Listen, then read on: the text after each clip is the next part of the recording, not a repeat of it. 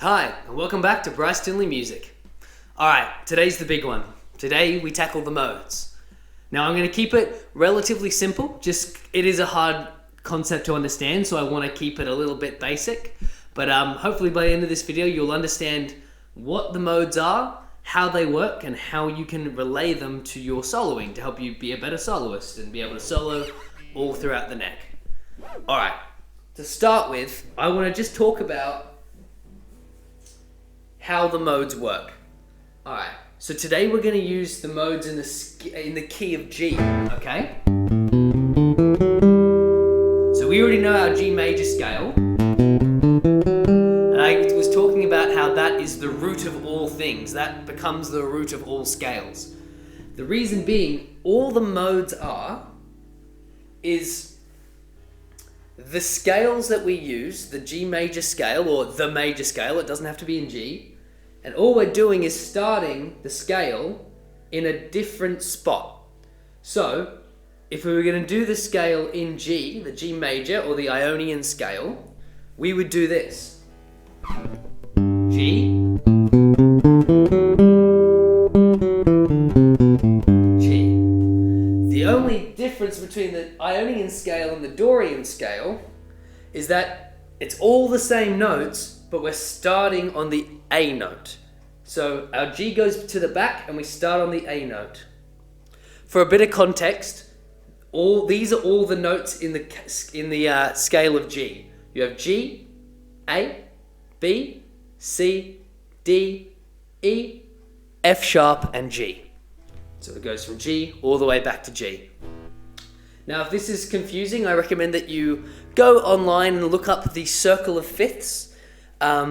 They will go more into the base, into why this is all the way it is. I'm just going to show you the shapes, and as long as you remember these notes, but for this case, in the key of G, you will learn all the shapes. But if you want to have a better musical understanding of it, as far as the music theory, I highly suggest you look at the circle of fifths. It's an actual thing. It's not a channel, it's the actual theory of music, the circle of fifths. But I digress. So, in the scale of G, which is the scale we're going to be using today in the key of G, it's G, A, B, C, D, E, F sharp, and G. So, if we played this scale, the major scale, or the Ionian scale, those are all the notes you're hitting in that order. So this would be G, A, B, C, D, E, F sharp, G. Those are all the notes that make up the scale of G major. Okay. Now, all we're doing, now I highly recommend, this is another good trick. If you have a tuner in your guitar or a tuner you connect, I recommend you have this on, you turn it on, because you'll be able to see what notes you're hitting, right? So as you play through the actual scale, you'll be able to see what note you're playing on either your clip-on tuner or your inbuilt tuner. So if you ever hit a note that doesn't sound right, like for here I'm hitting the F, I'm like, oh, that doesn't sound right. If I've got my tuners on when I'm learning the modes, well, I know that I need to have an F sharp, because in the G major scale, it's G, A, B, C, D, E, F sharp, G. Okay?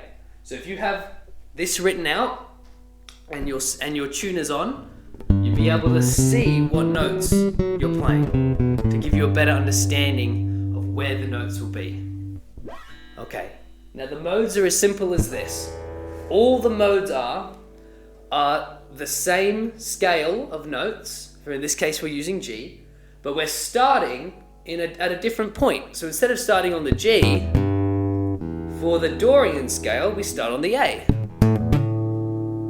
Okay? So if the G major scale, Ionian, starts on the G, which it does, the next letter is A, so we go to the A, and this is where we'll play our Dorian scale, okay?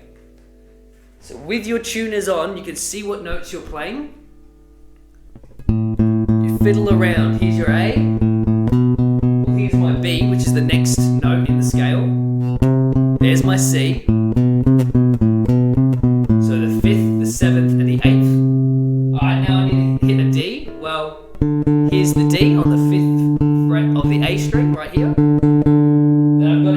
an E. So there's my E, the 7th fret of the same string, of the A string.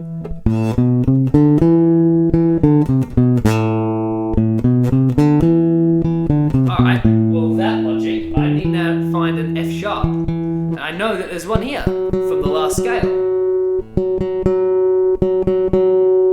Then I need a G, which I know is here, because there's the octave. And we know from the last scale that this note's G. Then all I need to do is finish off the scale by hitting the octave, the A again. So I've gone from A to A.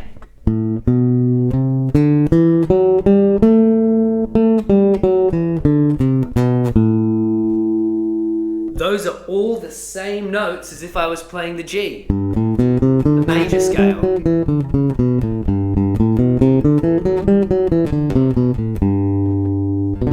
It's the same notes in a different order, starting at a different place.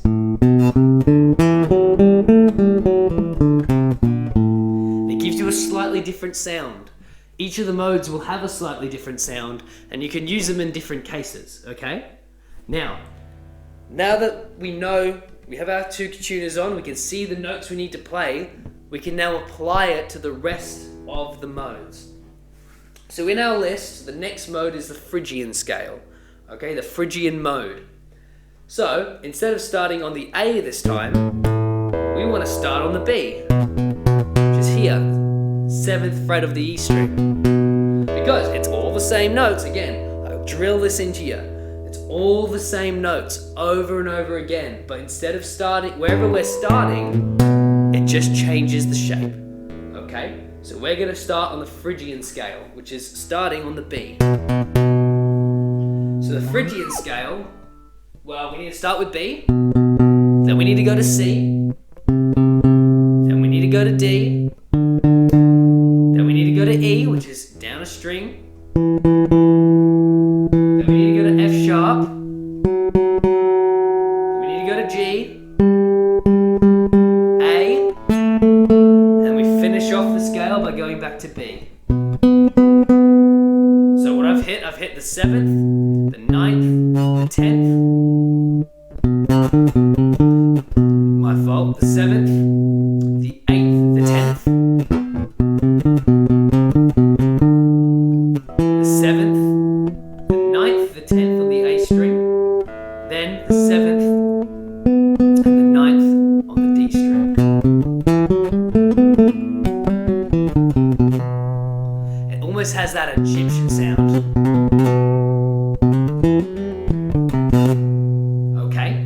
Now, here's the trick that you need to know. This will just keep working. You could then go to the Lydian scale. Same thing. You go to the Mixolydian. You then go to the Aeolian. And then the Aeolian is just the minor scale, okay? So they're the same thing. The Aeolian is the minor scale. It's just another word for it, okay? Now, what I recommend for you is write this out. Write down the notes of each scale, have your 2 tuners on, and go through the guitar yourself and see if you can find all the scales.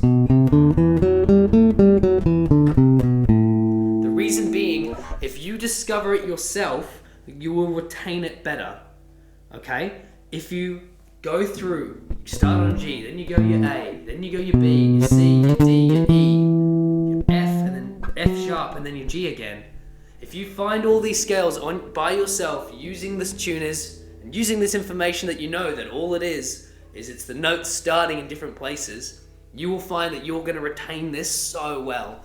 I had to definitely do it myself. I was told it and I didn't quite get it until I sat down with the guitar and I was in a park and I just fiddled with it until it clicked and I went, oh, I see. This is why it works, okay? Now, I have shown you a soloing scale previously. Now, the reason that works, now that you know a little bit about the modes, is all it's doing is going through the different notes in the mode. It's jumping and skipping notes and hitting other notes that I know are safe to hit because they're in the same key of the same mode. Okay? That might have been a little bit confusing, but As long as what you're taking away from this is that as long all the notes in the modes are the same, but they're just started in different places. It's why you see people can solo here, they can solo here, and they can solo all the way up the neck, and they almost make it look effortless.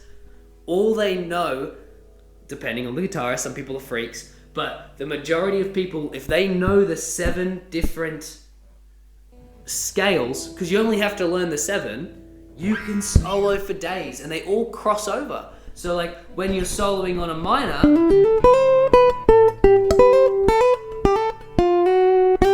you can cross over into, in this case, the Phrygian Scale.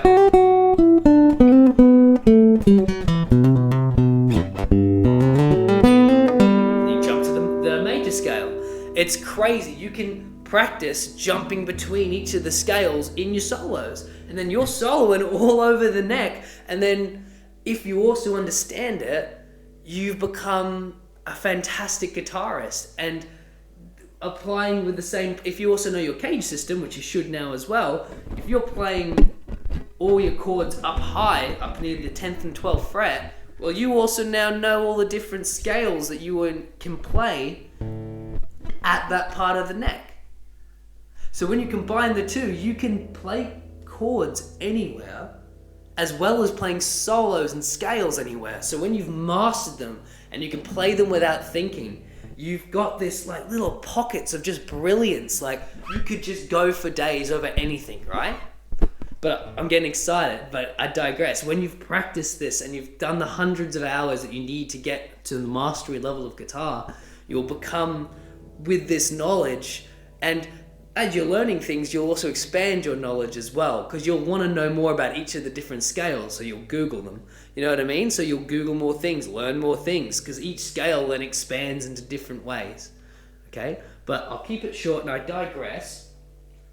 These shapes, just like the major scale, are applicable to every single mode.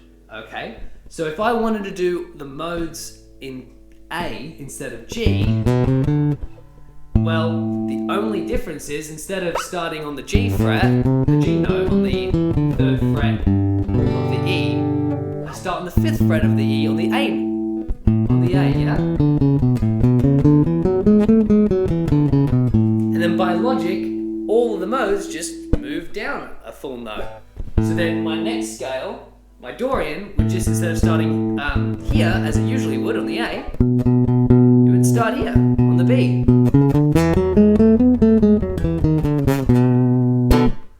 See what I mean? So if this guitar was infinitely long and the neck was infinitely long, I could just play the modes over and over and over and loop them. As soon as you pass the 12th fret, they just loop again. They just start all over again. So you can play some of the modes up here as well as playing them here. It doesn't matter. As long as, if the neck was infinitely long, you just apply this principle and you could just go forever. It's the same as the cage system. The cage system also just goes forever, but depending on how long your neck is, it'll eventually cut off, right? So with this knowledge applied, you now know the modes to every single note, key, whatever it is, as long as you can find it, the root on the E string on which you've already learned, right? So if someone's saying, oh, we're going to jam in D major, well, here's my D, and I know all my modes.